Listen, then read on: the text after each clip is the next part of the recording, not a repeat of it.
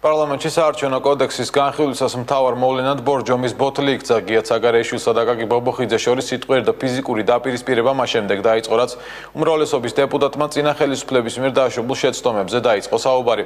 ცაგარეიშვილმა ბობოხიძისაგან რეპლიკა დუქნის ლომი მიიღო, რის შემდეგაც უმცირესობის დეპუტატს ბორჯომის ბოთლი ესროლა დაპირისპირების შემდეგ პარლამენტის თავმჯდომარის გადაწყვეტილებით ორივე დეპუტატს ხდომათა დარბაზი დაატოვებინეს. მაგრამ მაინტერესებს მე რა ასაფირებ რო აკვე. შედუქნის ლომო შე თუ როგორ აი ფილმში ძალიან გთხოვთ გამოურთოთ მიკროფონი. ძალიან გთხოვთ გამოურთოთ მიკროფონი.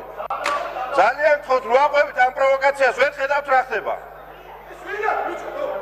ვინ არის და ვერ ხედავ რა ხდება გაჩერდით მან. დაიკავეთ ადგილი ბატონო აკაკი. კარგია, აყევით, შეუსრულეთ როლი. გაიყვანეთ დარბაზიდან გიორგი ცაგარეიშვილი. მე მივაყენეთ ცაგარეიშვილის შეურაცხყოფა, პირიქით თქვი რომ ცაგარეიშვილი თვალსა და ხელშო ვაშკაცდება და კაცდება და მომსწრებად ძალიან ნორმალური პროცესის.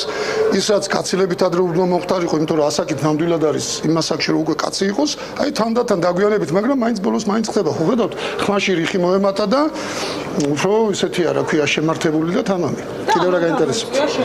ამან გამოიწვია ცაგარეიშვილს ან აქვს პრეტენზია იმაზე რომ ჯერ კიდევ არ დაკაცებულა, ან უფრო ადრეა დაკაცებული. ოდის გიხდით თქვენ?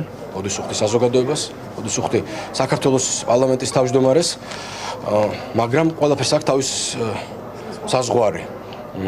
როცა ბობოხიძესნაირი კაცები ჭკუას გარიგებენ საქართველოს პარლამენტის თომათა დარბაზში, კაცები რომელიც დღესაც ეფარებიან ყველა მკვლელს, სადისტს, არაკაცს მართლა. ჩემთვის ეს არის აბსოლუტურად გაუგებარი, შეურაცხყოფელი როგორც ადამიანისთვის, როგორც